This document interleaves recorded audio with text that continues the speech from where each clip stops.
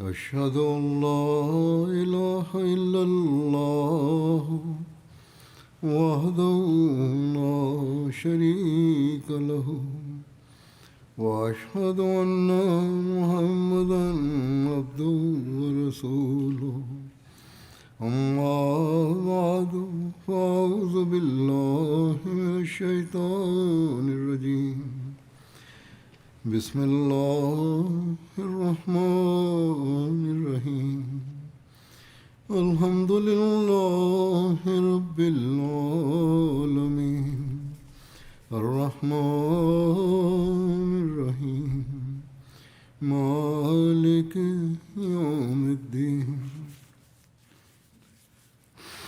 إياك نعبد وإياك نستعين اهدنا الصراط المستقيم صراط الذين أنعمت عليهم غير المغضوب عليهم ولا الضالين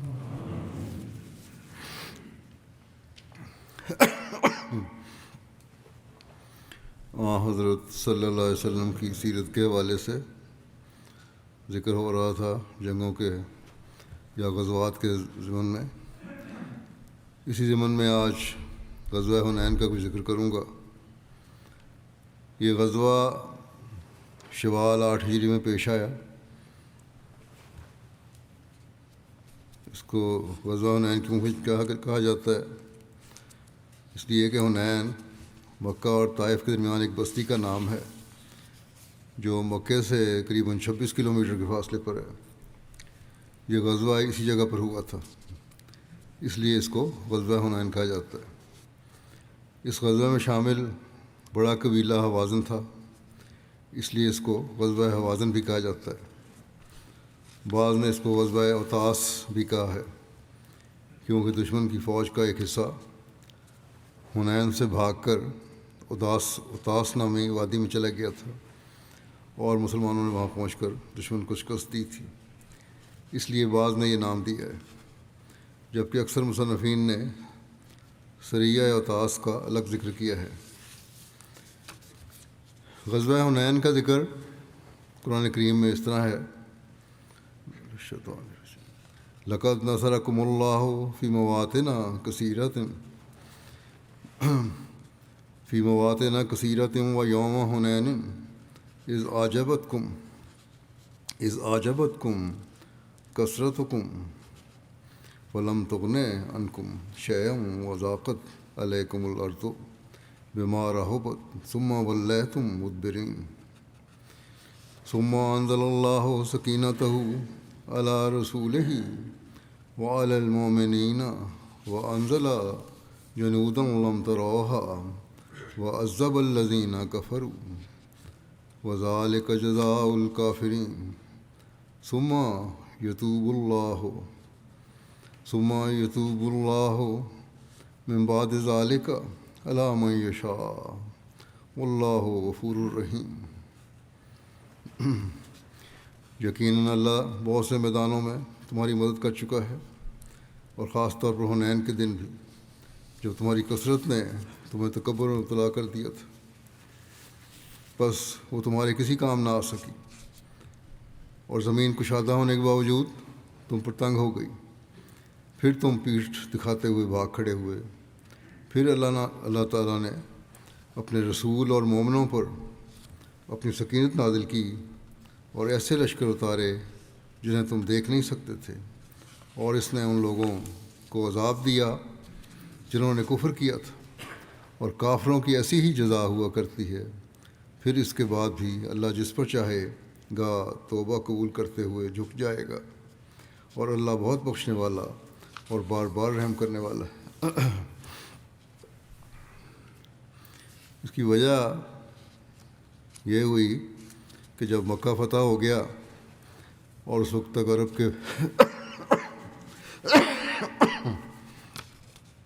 عرب کے بڑے بڑے قبائل یا اسلام لے آئے یا حضرت صلی اللہ علیہ وسلم کی اطاعت میں چلے آئے، لیکن مکے کے قریب ہی بسنے والے بنو حوازن اور بنو ثقیف جو کہ نہایت سرکش اور جنگجو قبائل تھے، انہوں نے نہ صرف یہ کہ اطاعت قبول کرنے سے انکار کیا، بلکہ ان کے سردار جمع ہوئے اور کہنے لگے کہ محمد صلی اللہ علیہ وسلم نے مکے سمیت عرب کے قبائل کو اپنا مطیع فرمانبردار بنا لیا ہے، اب وہ یقیناً ہماری طرف پیش قدمی کریں گے، اس لیے بہتر ہوگا کہ قبل اس کے کہ وہ ہماری طرف بڑھیں ہم خود ان پر حملہ آور ہو جائیں۔ خود انہوں نے تصور کر لیا اور یہ بھی کہنے لگے کہ محمد صلی اللہ علیہ وسلم کا واسطہ ابھی تک اناڑی لوگوں سے پڑا ہے، ہمارے ساتھ ابھی تک ان کا واسطہ نہیں پڑا۔ بنو حوازن کے ساتھ قبیلہ ثقیف، نصر اور جشم کے تمام جنگجو افراد جمع ہو گئے۔ قبیلہ سعد بن بکر اور بنو ہلال میں سے کچھ لوگ جمع ہوئے۔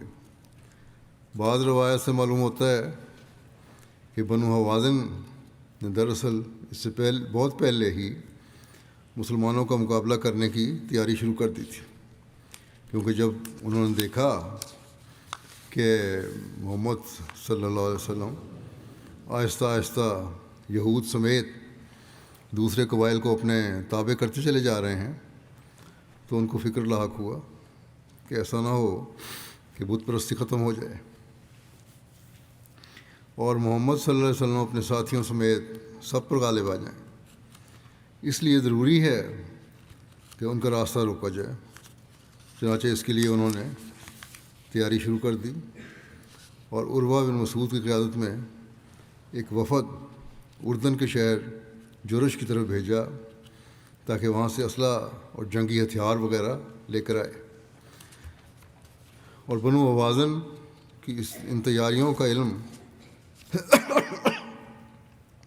اس طرح ہوا کہ جب حضرت صلی اللہ علیہ وسلم نے فتح مکہ کے لیے مدینہ سے مکہ کی طرف روانگی کا ارادہ فرمایا تو آپ صلی اللہ علیہ وسلم نے ہراول دستے کے طور پر کچھ لوگوں کو لشکر کے آگے آگے روانہ کر دیا۔ اس ہراول دستے نے حوازن کے ایک آدمی کو گرفتار کر لیا جو کہ ایک جاسوس تھا اور حوازن کی طرف سے مسلمانوں پر نظر رکھنے کے لیے پھر رہا تھا۔ حضرت صلی اللہ علیہ وسلم نے جب اس سے پوچھا اور اسی طرح پوچھ گچھ کی تو اس نے بتایا کہ بنو حوازن نے بہت سے فوج جمع کی ہے اور بنو ثقیف کو بھی اپنے ساتھ شامل کر لیا ہے اور بھاری ہتھیار اور اسلحہ کے لیے جرش کی طرف وفد بھیجا ہے۔ بنو حوازن انہی تیاریوں میں تھے کہ مکہ بغیر کسی خاص مزاحمت کے بآسانی فتح ہو گیا، جس کی وجہ سے حوازن نے اپنی طاقت کے غرور میں یہ فیصلہ کیا کہ ہم خود محمد صلی اللہ علیہ وسلم اور ان کے ساتھیوں سے مقابلہ کے لیے نکلیں، اور جیسا کہ ان کا زعم تھا کہ ہم ہیں جو مسلمانوں کو مغلوب کر کے ان کا قلعہ قمع کر سکتے ہیں، ان سب قبائل نے قبیلہ حوازن کے سردار 30 سالہ جوان مالک بن عوف کو اپنا سپہ سالار اور سردار بنایا اور 20,000 کا لشکر تیار ہو کر حنین کی طرف بڑھنے لگا۔ بنو حوازن کے سردار مالک بن عوف نے اس جنگ کی تیاری کے لیے ایک ایسا قدم اٹھایا جو عرب کی تاریخ میں شاید ہی پہلے کسی نے اٹھایا ہو، اور وہ یہ ہے کہ سپہ سالار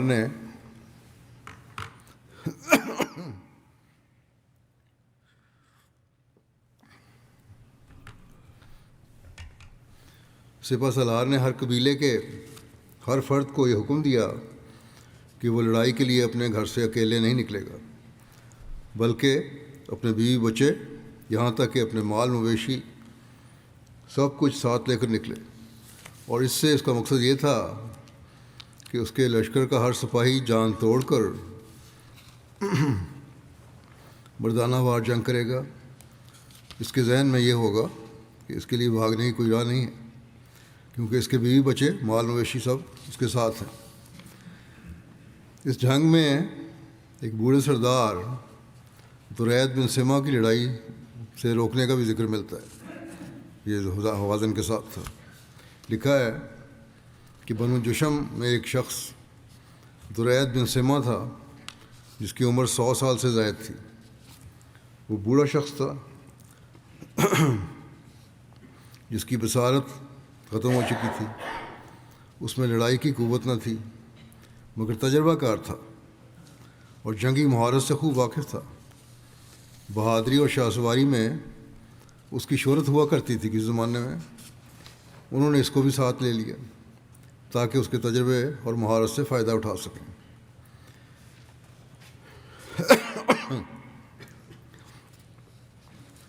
جب مالک بن عوف نے لوگوں کے ساتھ مل کر رسول اللہ صلی اللہ علیہ وسلم کی طرف چلنے پر اتفاق کر لیا اور لوگ اپنے اموال، اپنی عورتوں، اپنے بیٹوں کو لے کر نکلے، یہاں تک کہ وہ عطاس کی وادی میں پہنچ گئے اور وہاں خیمہ زن ہو گئے، بوڑھے درید بن سما نے نیچے اتر کر زمین کو اپنے ہاتھ سے چھوا اور کہا تم کس وادی میں ہو؟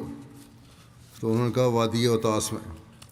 اس نے کہا یہ گھوڑوں کے چلنے کے لیے اچھی جگہ ہے، سختی کے لحاظ سے کوئی حرج نہیں ہے، اتنی نرم نہیں کہ سم دھنس جائیں، مگر یہ بچوں کے رونے کی آوازیں، اونٹوں، گدھوں، بکریوں اور گائے کی آوازیں کیوں سن رہا ہوں؟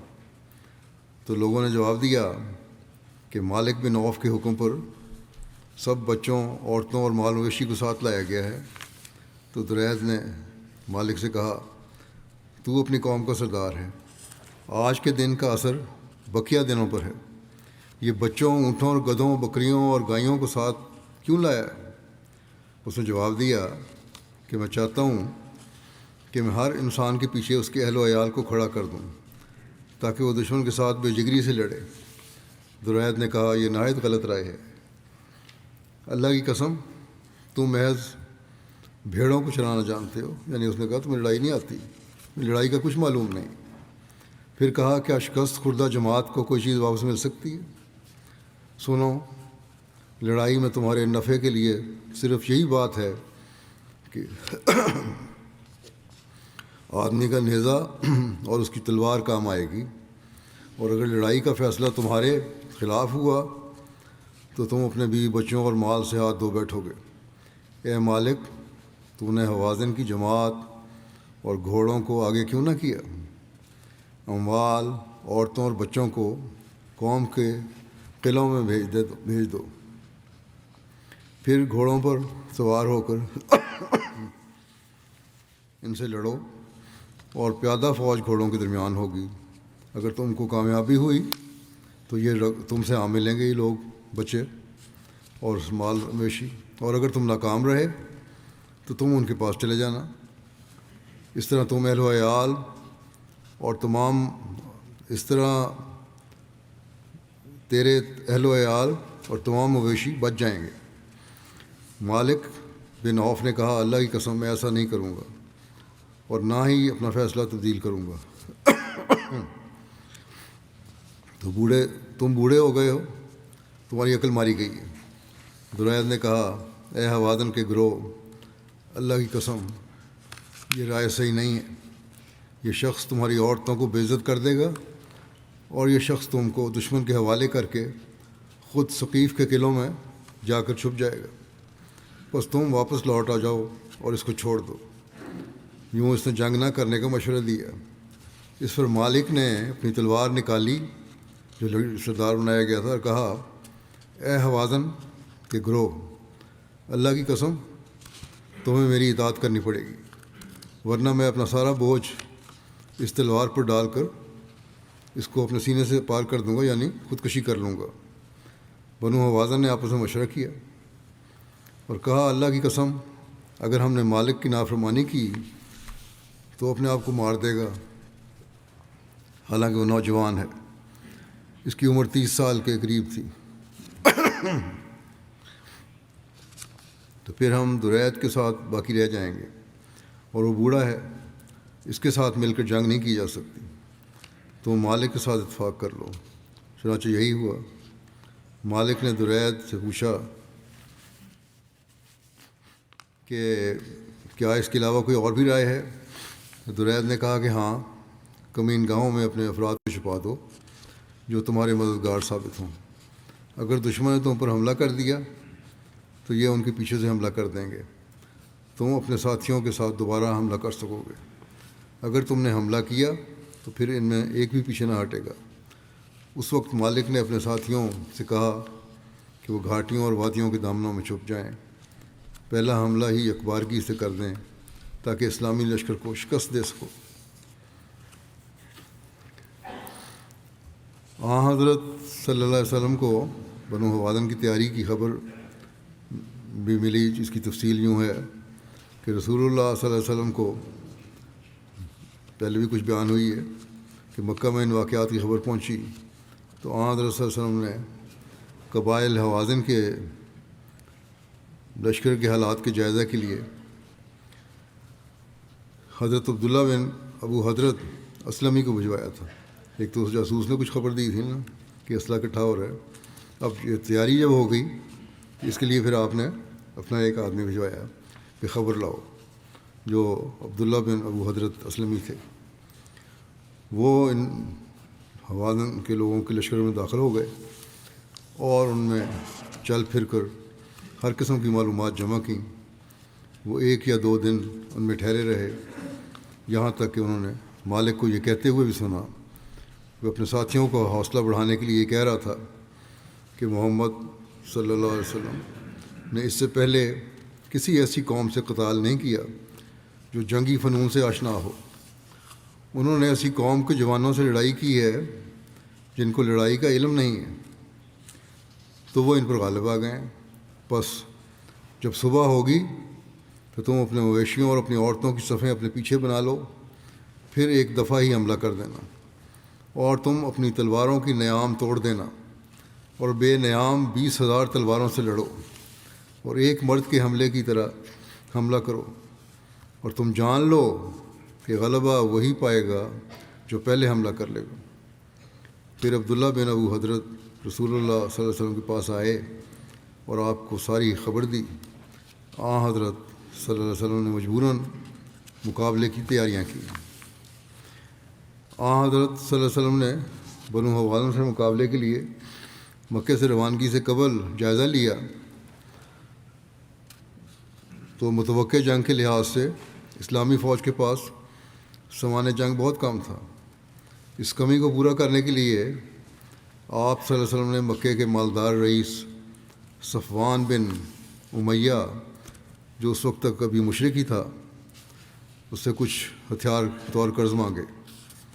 تو اس نے آپ سے کہا کہ آپ میرا مال عاریتاً لینا چاہتے ہیں یا غصب کرنا چاہتے ہیں؟ آپ صلی اللہ علیہ وسلم نے فرمایا نہیں، ہم تو یہ عاریتاً مانگ رہے ہیں اور ان کی واپسی کے لیے ضمانت ہے۔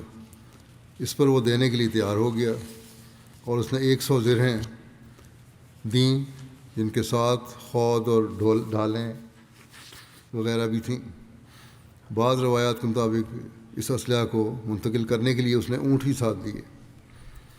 جنگ کے بعد صفوان کی زرہیں واپس کرنے کے لیے اکٹھی کی گئیں تو ان میں سے کچھ زرہیں کم تھیں۔ چونکہ زرہیں واپس کرنے کی ضمانت دی گئی تھی، اس لیے نبی اکرم صلی اللہ علیہ وسلم نے صفوان سے بات کی کہ ان کی قیمت لے لو، لیکن اب صفوان وہ صفوان نہیں رہا تھا جو زرہیں دیتے وقت تھا۔ صفوان جنگ حنین میں ساتھ تھا، گو کہ وہ اس وقت بھی مشرک ہی تھا، اور حنین کے واقعے کے بعد اس نے اسلام قبول کر لیا تھا، یعنی جنگ میں شامل تو ہوا تھا لیکن مشرک تھا، لیکن حنین کے بعد اسلام قبول کر لیا۔ اس لیے جب رسول اکرم صلی اللہ علیہ وسلم نے زرہوں کی قیمت دیے جانے کا فرمایا تو صفوان کہنے لگا لا یا رسول اللہ، لأن فی قلبی اليوم ما لم یکن یومئذ، نہیں یا رسول اللہ صلی اللہ علیہ وسلم، کیونکہ میرے دل کی کیفیت جو آج ہے وہ اس دن نہیں تھی۔ لینے سے انکار کر دیا جائے۔ اسی طرح آپ نے اپنے چچا زاد بھائی نوفل بن حارث سے بھی 3000 نیزے مستعار لیے اور فرمایا میں تیرے ان نیزوں کو دشمن کی پشت میں دھنستا کو دیکھ رہا ہوں۔ آپ کے اس فرمان میں یہ خبر تھی کہ دشمن شکست کھا کر بھاگے گا اور بھاری جانی نقصان اٹھائے گا۔ اسی طرح ابن ابی ربیہ سے بھی کچھ اسلحہ مستعار لیا۔ نبی اکرم صلی اللہ علیہ وسلم کے اخلاق کے فاضلہ کی جھلک قابل غور ہے کہ آپ صلی اللہ علیہ وسلم نے مکہ فتح کر لیا تھا، اب یہ ایک مفتوح قوم تھی اور جنگی دستور اور رواج کے مطابق فاتح ہی مفتوح قوم کے اموال کا مالک ہوا کرتا ہے، لیکن اب جب جنگ کے لیے ہتھیاروں کی ضرورت پڑی تو ایک ایک ہتھیار ادھار لیا گیا، اور اس وعدے کے ساتھ کہ ہم جتنے ہتھیار لے رہے ہیں اتنے ہی واپس کریں گے۔ اسی طرح ابو جہل کے سوتیلے بھائی عبداللہ بن ابی ربیعہ سے آپ صلی اللہ علیہ وسلم نے 30-40 ہزار درہم قرض لیے۔ روایت میں ہے کہ یہ فتح مکہ کے دن مسلمان ہو گئے تھے۔ ایک روایت کے مطابق آپ نے قریش کے 3 افراد سے قرض لیا۔ آپ نے صفوان بن امیہ سے 50,000 درہم، عبداللہ بن ابی ربیعہ سے 40,000 درہم اور حویطب بن عبدالعزیٰ سے 40,000 درہم قرض لیا۔ یہ کل 1,30,000 درہم بنتے ہیں۔ بعض روایات کے مطابق نقد قرض آپ نے فتح مکہ کے موقع پر ضرورت مند صحابہ کی مدد کے لیے لیا تھا، جو آپ نے ان کے درمیان تقسیم کیا تھا، اور ہر ایک شخص کو کم و بیش 50 درہم دیے گئے تھے۔ اور ایک روایت کے مطابق بنو جزیمہ کے مقتولین کی دیت کا معاوضہ وغیرہ ادا کرنے کے لیے یہ رقم قرض کے طور پر لی گئی تھی۔ ممکن ہے کہ آپ صلی اللہ علیہ وسلم نے مختلف ضروریات کے لیے یہ رقم قرض کے طور پر لی ہو، جس میں مالی معاونت اور دیتوں کی ادائیگی کی بھی شامل ہو۔ اللہ بہتر جانتا ہے، واللہ عالم۔ اس کی باقی تفصیل انشاءاللہ آئندہ بیان کروں گا۔ نماز کے بعد میں جنازہ غائب بھی پڑھاؤں گا 2۔ ایک ہے مکرم خواجہ مختار احمد صاحب بٹ کا، جو خواجہ عبدالرحمٰن صاحب سیالکوٹ کے بیٹے تھے۔ گزشتہ دنوں یہ 92 سال کی عمر میں وفات پا گئے ہیں۔ انا للہ و انا الیہ راجعون۔ سیالکوٹ میں پیدا ہوئے، قانون کی تعلیم حاصل کی، پھر ایئر فورس میں چلے گئے، وہاں رسال پور سے انہوں نے ٹریننگ لی ایئر فورس میں، اور 1974 تک پاک فضائیہ میں بطور قانونی افسر نمایاں خدمات میں جاتے رہے۔ اسی سال دیگر احمدی افسران کے ساتھ ان کو ملازمت بھی سے فارغ کر دیا گیا۔ 1974 میں جماعت احمدیہ کے خلاف فسادات کے نہایت نازک دور میں آپ نے حضرت خلیفۃ المسیح ثالث رحمہ اللہ تعالیٰ کی زیر رہنمائی جماعت کے قانونی کمیشن میں خدمت کی، اور جماعت کی کوششوں کے سلسلہ میں وزیر اعلیٰ پنجاب حنیف رحمہ سے ملاقات بھی کی۔ حضرت مرزا بشیر احمد صاحب رضی اللہ عنہ اور حضرت چودھری ظفر اللہ خان صاحب رضی اللہ عنہ سے گہرا تعلق تھا، اور ایسنس آف اسلام کی پہلی جلد کی تیاری میں حضرت چودھری صاحب ظفر اللہ خان صاحب کی معاونت کا بھی ان کو موقع ملا۔ مرکزی سطح پر آپ بطور ڈائریکٹر فضل عمر فاؤنڈیشن اور کافی سال دارالقضاء ربا میں بطور قاضی بھی خدمت بجا لاتے رہے۔ قضاء میں ان کے ساتھ میں نے بھی کچھ عرصہ کام کیا ہے۔ بڑے صاحب الرائے تھے اور بڑے عاجز انسان تھے، اور خلافت سے ان کا تعلق تو ہمیشہ سے تھا، اور بعد میں تو میرے ساتھ بھی بڑا تعلق رہا۔ 2002 میں یہ کینیڈا منتقل ہو گئے تھے، وہاں ریجنل امیر کے طور پر خدمات انجام دیتے رہے۔ نمازوں اور تلاوت قرآن کریم کے پابند، مالی قربانی میں بڑھ چڑھ کر حصہ لینے والے مخلص فدائی احمدی تھے۔ آپ کی زندگی خلافت کے ساتھ وفاداری، عاجزی اور اخلاص کا اعلیٰ نمونہ تھی۔ عثمان گان میں اہلیہ کے علاوہ ایک بیٹی اور 2 بیٹے ہیں، اور نواسے نواسیاں پوتے پوتیاں ہیں۔ ان کی اہلیہ امت القیوم صاحبہ غلام احمد اختر صاحب مرحوم کی بیٹی ہیں۔ یہ غلام احمد اختر صاحب ریلوے میں تھے، ڈائریکٹر کے عہدے پہ تھے، بڑے عہدے پہ تھے بہرحال، اور اس غریب ثانی کے دور میں یہ ریٹائرمنٹ کے بعد ناظر اعلیٰ بھی رہے ہیں کچھ عرصہ۔ حضرت غریب ثانی کے ساتھ اسٹیج پہ تقریروں میں ڈیوٹی بھی دیتے رہے سیکیورٹی کی۔ بہرحال خدمت کرنے والا خاندان تھا۔ ڈاکٹر زاہد خان صاحب صدر قضاء بورڈ UK جو ہیں، ان کے سسر تھے یہ خواجہ افتخار صاحب۔ خواجہ صاحب کی بیٹی عائشہ خان لکھتی ہیں کہ میں نے ہمیشہ انہیں خلافت کا اطاعت گزار پایا. تینوں بہن بھائیوں کی تربیت اسی نہج پر کی. جماعت اور خلافت کی اطاعت کے علاوہ ہماری زندگی کا اور کوئی مقصد نہیں ہونا چاہیے، یہ ہمیں کہا. آپ نے 1974 میں ایئر فورس کی نوکری کی اچانک ختم ہو جانے اور پھر وکالت کی پرائیویٹ پریکٹس میں کچھ اتنی کامیابی نہ ملنے پر بھی کبھی صبر اور اللہ تعالیٰ پر کامل توکل نہیں چھوڑا. کسی انسان کے لیے آگے ہاتھ نہیں پھیلایا اور اپنی حاجات اللہ تعالیٰ کے حضور پیش کرتے رہے. کہتے ہیں جب سے میں نے ہوش سنبھالا ہے ان کو عبادت گزاری دیکھا ہے اور نیکی کے سب کاموں میں حصہ لیتے ہی پایا ہے. چندہ ہمیشہ مہینے کے شروع میں دے دیا کرتے تھے اور اگر پیسے ہوتے تو پیشگی چندہ ادا کر دیا کرتے تھے. تعلقات نبھانے میں بہت بڑھ کر تھے. خلافت سے وفا کا تعلق تو تھا ہی، جیسا کہ میں نے کہا، غیر معمولی ذکر تعلق تھا. نظام جماعت کی بھی انتہائی پابند تھے، بلکہ ان کے باقی بھائی بھی نظام جماعت اور خلافت سے انتہائی اخلاص کا تعلق رکھنے والے ہیں. ان کے والد صاحب بھی، کیونکہ انہوں نے ان کی تربیت کی. تو یہ پورا خاندان ہی اللہ کے فضل سے انتہائی وفا کا تعلق رکھنے والا ہے. ان کی اہلیہ بھی، جیسا کہ میں نے بتایا، اختر صاحب کی بیٹی ہیں، یہ بھی خدمت گزار خاندان ہے. بہرحال ان دونوں میاں بیوی کی تربیت کی وجہ سے بچے بھی جماعت سے اخلاص کا تعلق رکھنے والے ہیں اور خدمت کرنے والے ہیں. اللہ تعالیٰ ان کو ان کی نیکیاں جاری رکھنے کی بھی توفیق دے بچوں کو، اور مرحوم سے مغفرت اور رحم کا سلوک فرمائے. دوسرا جنازہ ہے، ذکر ہے سیدہ بیگم صاحبہ اہلیہ نذیر احمد صاحب، انڈیا کی ہیں. یہ بھی گزشتہ دنوں 75 سال کی عمر میں وفات پا گئیں. انا للہ و انا الیہ راجعون. اللہ تعالیٰ کے فضل سے موسیہ تھیں. پسماندگان میں میاں کے علاوہ 3 بیٹیاں اور 4 بیٹے شامل ہیں. طاہر احمد طارق صاحب نائب ناظر اصلاح و ارشاد قادیان کی والدہ تھیں. بطور جماعتی نمائندہ یہ یہاں آئے ہوئے تھے. طاہر احمد صاحب انگلستان میں آئے ہوئے تھے، پیچھے سے ان کی وفات ہو گئی ان کی والدہ کی، اس لیے جنازے میں شامل نہیں ہو سکے ان کے. یہ بھی خدمت کرنے والا خاندان ہے. ان کے چھوٹے بیٹے طاہر صاحب کے بھائی شبیر احمد صاحب بھی معلم ہیں سلسلے کے. اور اسی طرح ان کی بیٹی بھی مبلغ سلسلہ کی جبار صاحب کی اہلیہ ہیں. باقی 2 بیٹے جو ہیں وہ بھی جماعت کی خدمت کرنے والے ہیں. کافی خدمت گزار خاندان ہے. اللہ تعالیٰ مغفرت کا سلوک فرمائے ان سے.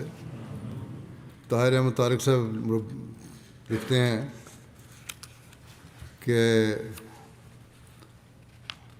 گزشتہ 25 سال سے سانس کی تکلیف میں مبتلا تھی اور بڑی صبر اور وقار سے اپنا بیماری کا عرصہ گزارا. کبھی کوئی شکایت نہیں تھا. ان کا تعلق 4 کوٹ راجوری جموں کشمیر سے تھا. خاندان میں احمد کا نفوذ حضرت قاضی محمد اکبر بھٹی صاحب صحابی حضرت اقدس مسیح علیہ السلام کے ذریعے سے ہوا. ان کا خاندان میں پھر احمدیت پھیلی. بہت دیندار اور نماز اور روزہ کی پابند تھیں. معمولی پڑھی ہوئی تھیں، لیکن بچپن میں ہمیں جب شام ہوتی تو قرآنی دعائیں، حضرت اقدس مسیح علیہ السلام کی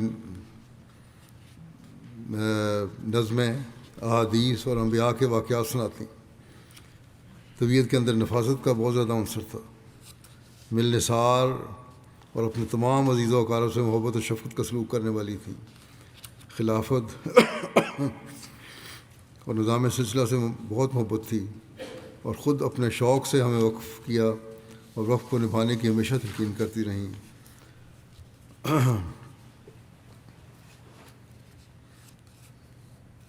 اور ہمیں قرآن کریم کی تعلیم حاصل کرنے کے لیے روزانہ تیار کر کے بھجواتی.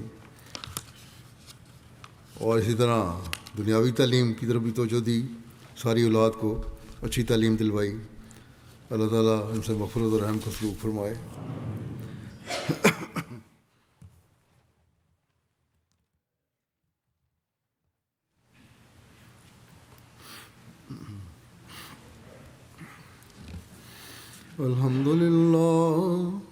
الحمد لله نحمده ونستعينه ونستغفره ونؤمن به ونتوكل عليه ونعوذ بالله من شرور أنفسنا ومن سيئات أعمالنا من يهده الله فلا مضل له ومن يضلل فلا هادي له ونشهد أن لا إله إلا الله ونشهد أن محمدا عبده ورسوله عباد الله رحمكم الله إن الله يأمر بالعدل والإحسان وإيتاء ذي القربى وينهى عن الفحشاء والمنكر والبغي يعظكم لعلكم تذكرون اذكروا الله يذكركم وادعوه يستجب لكم ولذكر الله أكبر